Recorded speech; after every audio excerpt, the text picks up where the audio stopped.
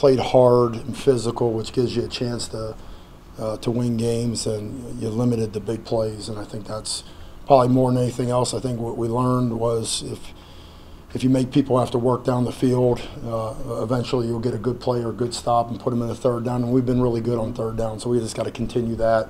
And we've been decent in the tight red zone, which is two things this year that I've been happy about. Coach, when you give up 13, your offense only scores 10 as a defensive guy, you say you should have only given up 9, or you say you should have given up less, or you know.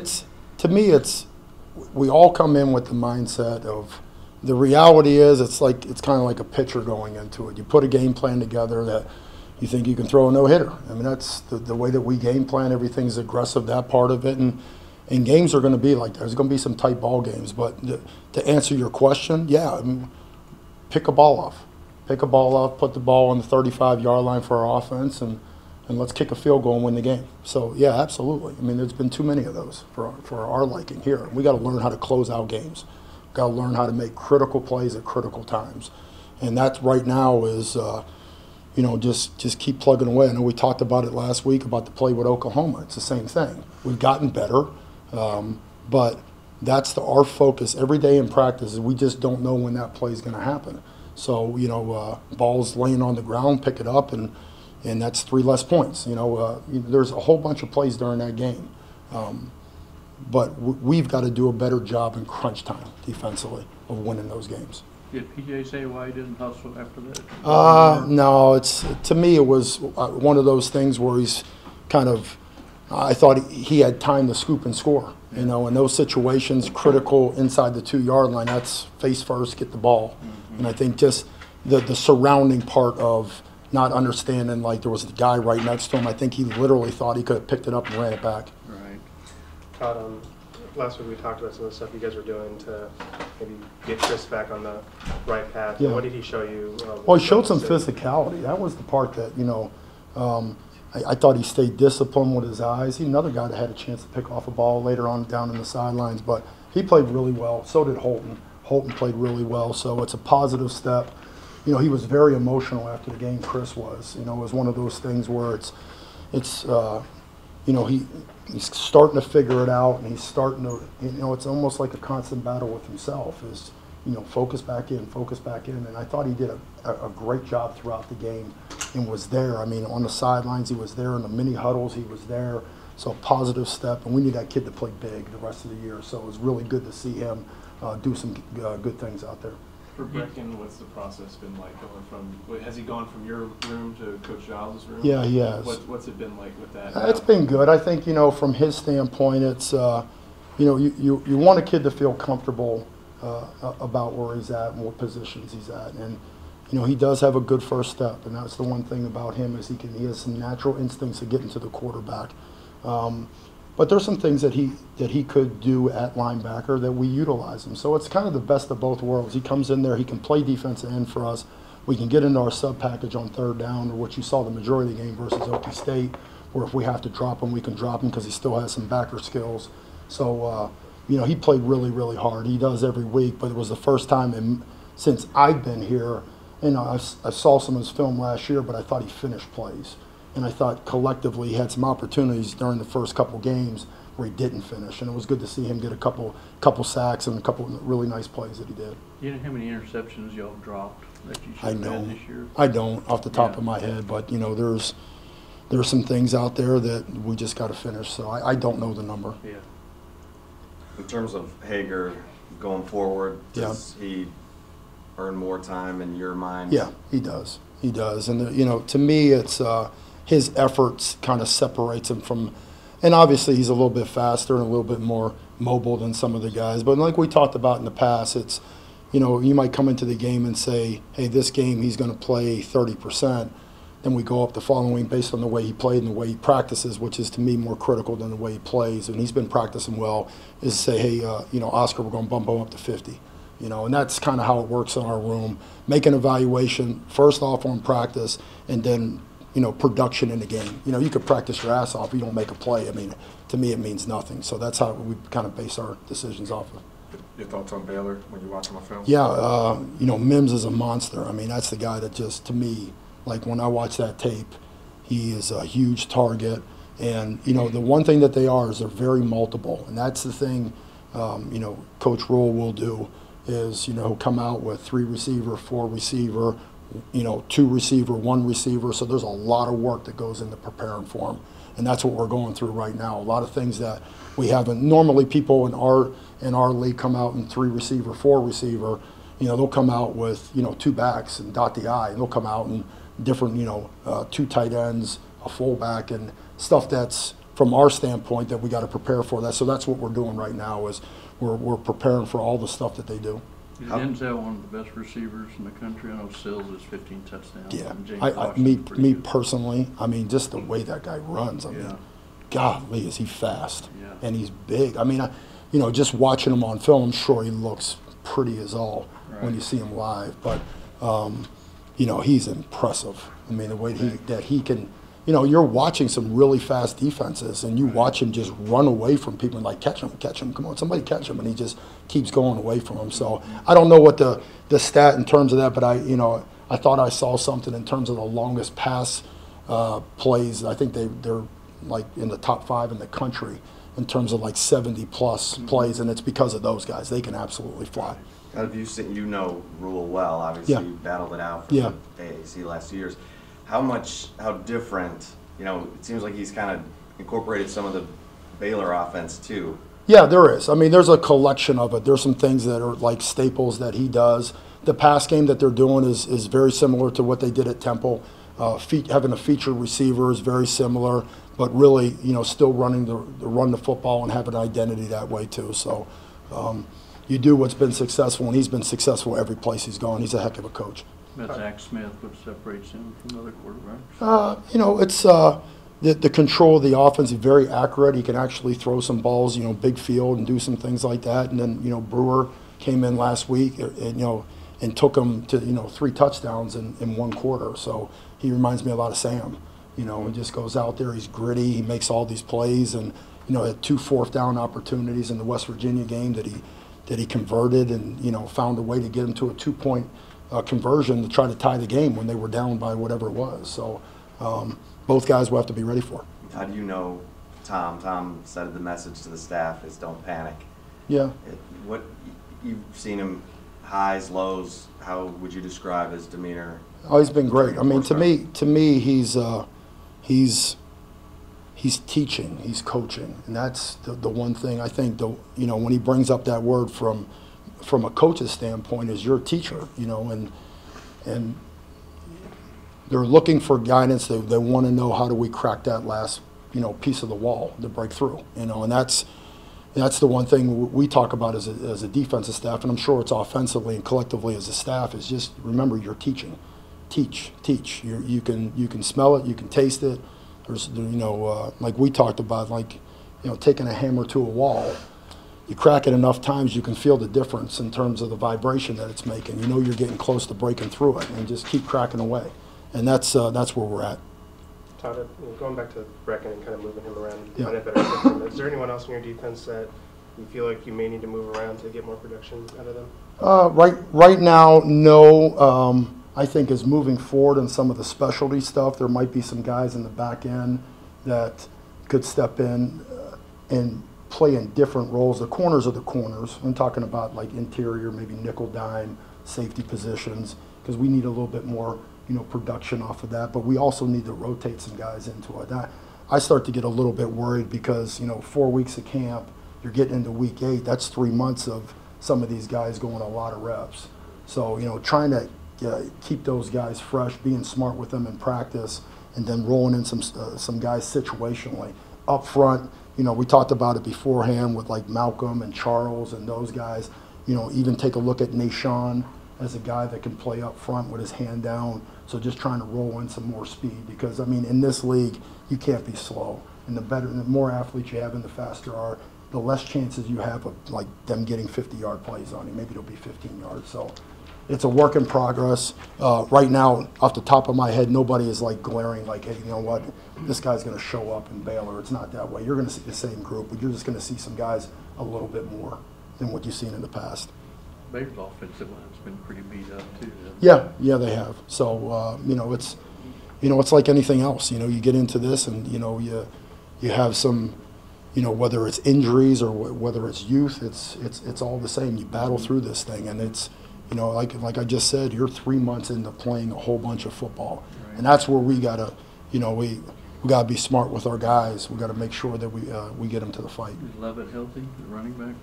Yeah, well, it seems that way. I mean, Yeah. to me, everybody was a little bit nicked up, so they'll be gung ho. I mean, there's no doubt about it. We expect that part of it, and they should. And it's, I think they know enough about us, and that's the kind of the card that I'm sure that they're saying, hey, we battled versus these guys at Houston. They're the same offense, same defense that we're used to. So there is going to be a comfort level with them in terms of when they talk to the kids. We're not going to be foreign to those guys. How confident are you with these guys? Do you feel like you can call just about any play in your playbook and then they'll execute it? There are some things that we haven't majored in, like we've kind of gotten away from, but the meat and potatoes, yes. So it's to the point where I here's something from the Wayback Machine, and I'll throw it out there, and I'll actually execute it, so it fires me up quite a bit. But I'm still trying to be mindful of, in the heat of the battle, of not throwing something. I'd rather, hey, they're coming off the bench. Hey, guys, I'm going to call this. Is there anybody have an issue with this? And if they're good, I'm good. I just try to stay away from it like, oh, it's play 5 of a series, and I'm going to throw this out at them and just shock them. I don't want to do that. So we try to do as much as possible. Like when we game plan, we try to be really, really suspicious. Oh, godly. That's it, okay, with our calls. But there'll be times on the field where we want to switch some things up. So I'll tell them beforehand to try to get it right. Best step taken in the Oklahoma State game? Chris and Holton, to me, proved to me that they were going to tackle, they were going to cover. But really, if I had to pick one of them, it'd be Chris. Chris was the guy that when I got off the field, I was like, man, that's the dude that I saw at a fall camp. I feel like you kind of tricked them with, put 5 or 6 in the box. I don't. Players are quarterbacks. I don't know if it.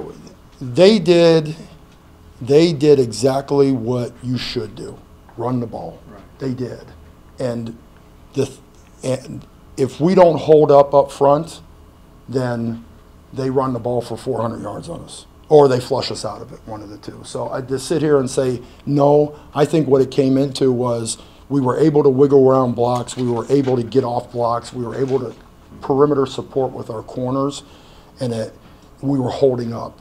And as long as we were holding up, we can put as many guys in the back end to try to secure the big play, and that was it. Right. So they've seen that before. People in our league run that, so it's not foreign to them. It just came down to individual matchups up front and being patient. That's what that game came down to. It was like patience. They got 3 yards, they got 4 yards, and you sit there and go like, okay, you want to put guys up there, or are you willing to sacrifice a chance of, James catching a 60-yard touchdown? So it was kind of back and forth, and I think they were like, are these guys going to move out of it? And we were kind of like, it's cat and mouse right now. Let's see who's going to hold on to this thing. And our kids were the reason that worked.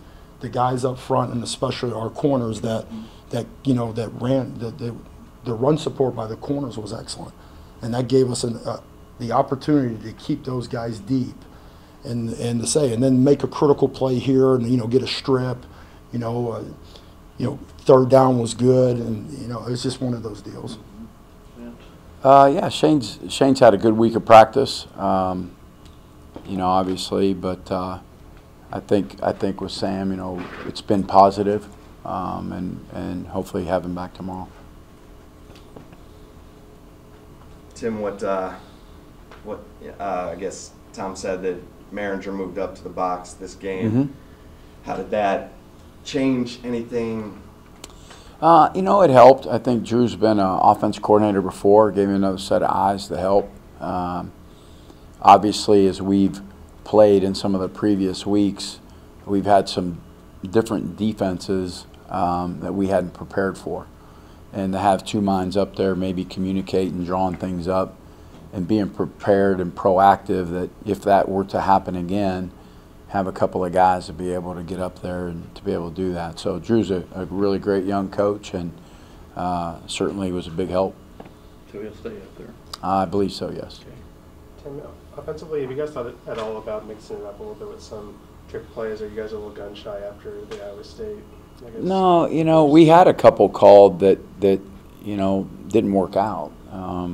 What I mean by that is there's safety valves or safety nets built into those plays if you get a blitz or a bad play. Because one thing you want to do in a trick play, you want to catch them, and if they're pressuring you or in a blitz situation, you don't want to turn it into a really bad, ugly play. So A, you show the trick play, but B, you've also lost yardage on it and didn't really take full advantage of it. So there's safety nets built into those in the system, either by what we tell the guy who's trying to run the trick play or we check out of it.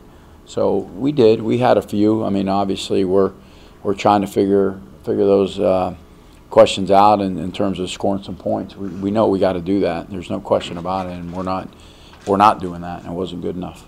On the last play of the game, Tom said it was the Clemson play.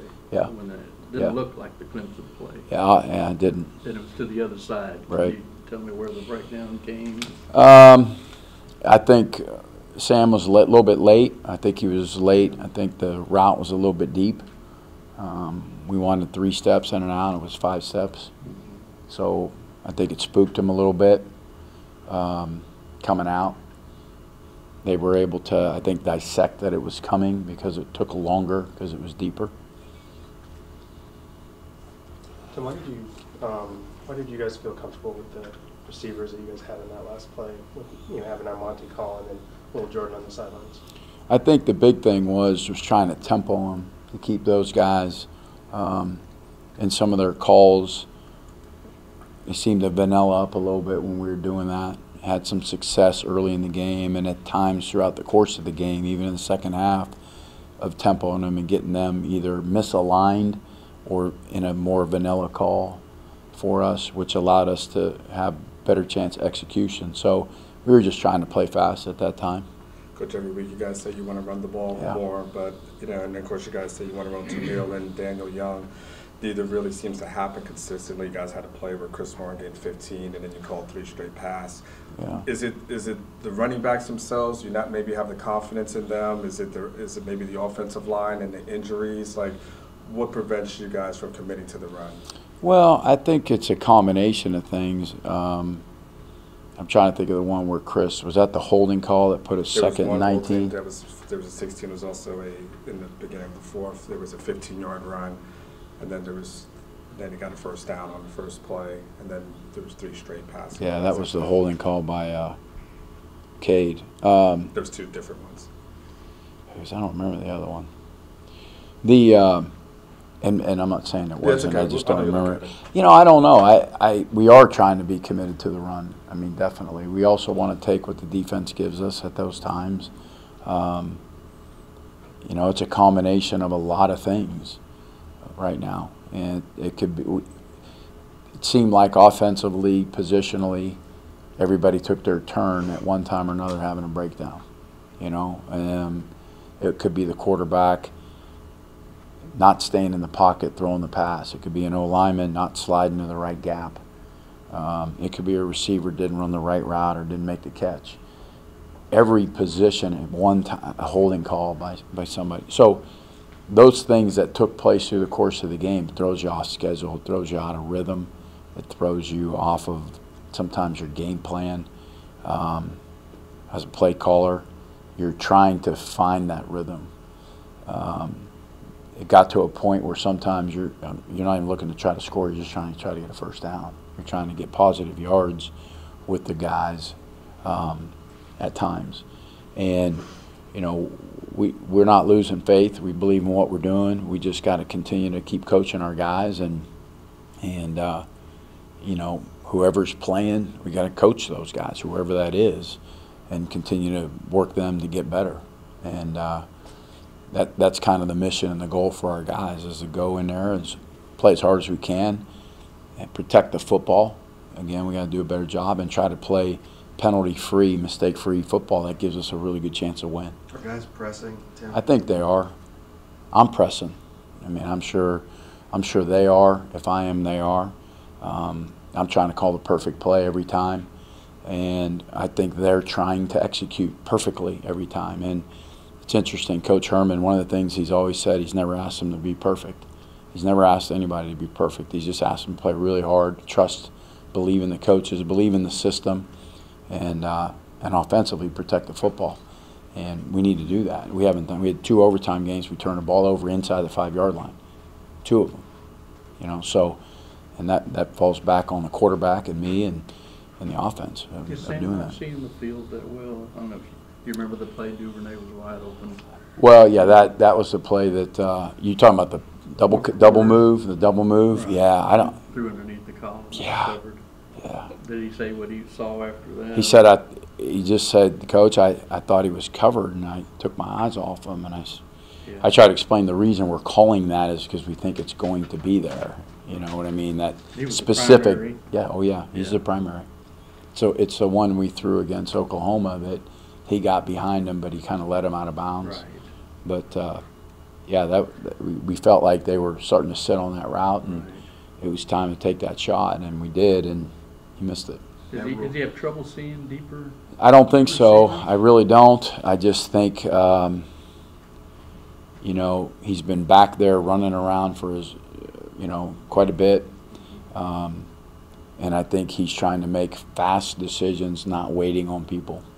And I think sometimes it was interesting because Devin, when he ran the move, the corner jumped outside. So he kind of clutched. He had a double clutch and then go. Right. So I think that might have spooked him a little, but still, I've seen Sam make that throw and make that play. The Matt Rule's kind of incorporated some of the Baylor offense because that's what they ran last year. Right. This team ran that offense last year. Do you try and incorporate that stuff in? Well, we have a little. I mean, I'm not going to sit here. I mean, we're not using a tight end in the coordinator as much. We're using a lot more 10 personnel, which they did. We're trying to continue to, you know, throw the run-pass option type stuff where you have runs and passes built in the same time, and you know, having the quarterback make those decisions on when to hand it and when to throw it. So we've done some of those things, but again, we're laying bricks. We're laying a foundation of what we're going to be, what the players will end up being.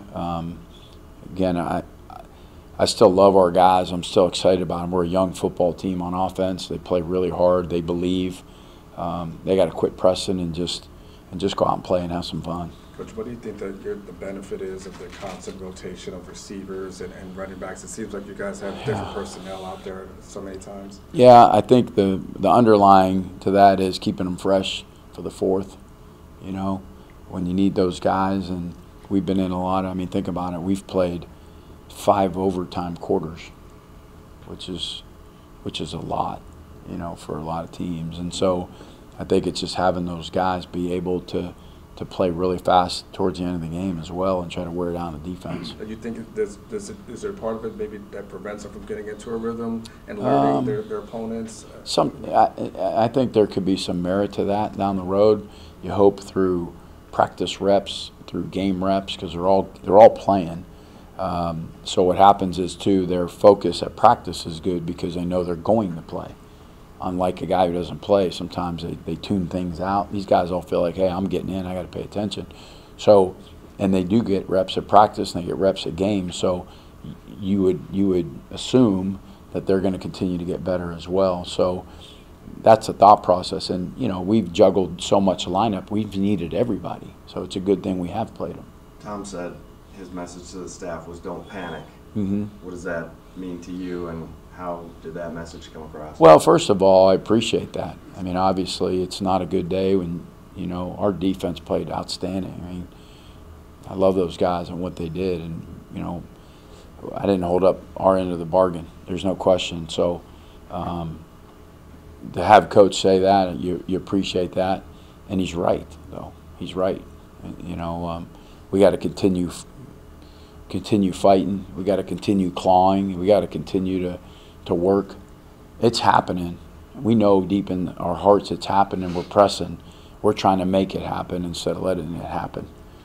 You know, it'll happen. We got to quit trying so hard to do everything right all the time, and And what I mean by that is just, like I told you earlier, being perfect. You don't have to be perfect. Just play hard and have fun doing it and play relaxed football. You can't tense up. You can't be perfect. You know, that's the obligatory Monty Foreman question. Is he just a lousy practice player? Stock in that or what? Well, I mean, obviously, the belief by our program, myself, Coach Herman, a lot of coaches are, it's hard to be a guy that turns things on and off. You are who you are. And if a guy's not practicing well, then it's usually probably a pretty good indication. Maybe he won't play well, or you can't count on him to play well. So that has been the case. Obviously, Armani's worked much harder and better. We're very pleased with what he has done lately. But we had, Reggie and Gerard have been playing really good football for us. So to find a spot to just put him in there because all of a sudden he's working harder wasn't fair necessarily to those guys either. So, but there's a chance you'll see him out there this week. Has anyone talked to his dad? I don't think so. I don't know. I'm saying he has a chance to play. I mean, is that because he's practicing better? Is that because Gerard's having to do quarterback work this week and Reggie's still not doing contact work? It's a combination of all of it, probably.